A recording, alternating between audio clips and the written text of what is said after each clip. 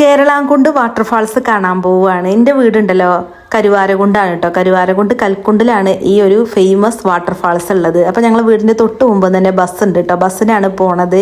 പ്രകൃതി രമണീയമായ കാഴ്ചകളൊക്കെ ആസ്വദിച്ച് 15 മിനിറ്റിനുള്ളിൽ തന്നെ ഞങ്ങൾ അവിടെ എത്തിയിട്ടോ. അപ്പോൾ ജീപ്പ് വരാൻ വെയിറ്റ് ചെയ്തപ്പോൾ ഞങ്ങൾ അവിടെ കാണുന്ന കടയിൽ നിന്ന് കപ്പലണ്ടി മിഠായി ഒക്കെ വാങ്ങി. നടക്കാനാണെങ്കിൽ കുറേ ഉണ്ട് കേട്ടോ. അപ്പോൾ ഞങ്ങൾ ജീപ്പ് വിളിച്ചതാണ്. 300 രൂപയാണ് കേട്ടോ ജീപ്പിൻ്റെ ചാർജ്. നമ്മൾ കാറൊക്കെ എടുത്ത് വരികയാണെങ്കിൽ കാറൊക്കെ അങ്ങോട്ട് പോകും. ഓഫ് റോഡ് എന്ന് പറഞ്ഞാൽ അത്ര ടഫ് ആയിട്ടുള്ള ഓഫ് റോഡൊന്നും അല്ല കേട്ടോ. അപ്പോൾ ഡ്രൈവർ പറയുന്നുണ്ട് റോഡൊക്കെ ഇപ്പോൾ ശരിയാക്കിയതാണ്, പണ്ട് ഇങ്ങനെയൊന്നും അല്ലായിരുന്നു. ഇത്രയും നാള് ഞാൻ ഈ കരുവാരകുണ്ട് ജീവിച്ചിട്ട് ഞാൻ ഇതുവരെ ഈ വാട്ടർഫാൾസ് കണ്ടിട്ടില്ല കേട്ടോ. അതിലും വലിയ കോമഡി എന്താന്ന് വെച്ചാലേ, ഞാൻ ഇത്രയും നാൾ വിചാരിച്ചിട്ടുണ്ടായിരുന്നത് കേരളാംകുണ്ട് എന്ന് പറയുന്നത് കരുവാരകുണ്ട് കേരള എന്നുള്ളൊരു സ്ഥലം കേട്ടോ, അവിടെയാണ് എന്നാണ്. പക്ഷെ ഇന്നാണ് മനസ്സിലായത് കൽക്കുണ്ടിലാണ് എന്ന്.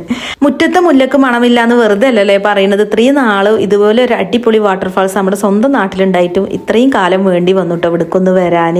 പിന്നെ എല്ലാത്തിനും അതിൻ്റെതായ സമയമുണ്ട് ദാസാന്ന് പറയുന്ന പോലെ ഇതിൻ്റെ സമയം ഇപ്പോഴായിരിക്കും.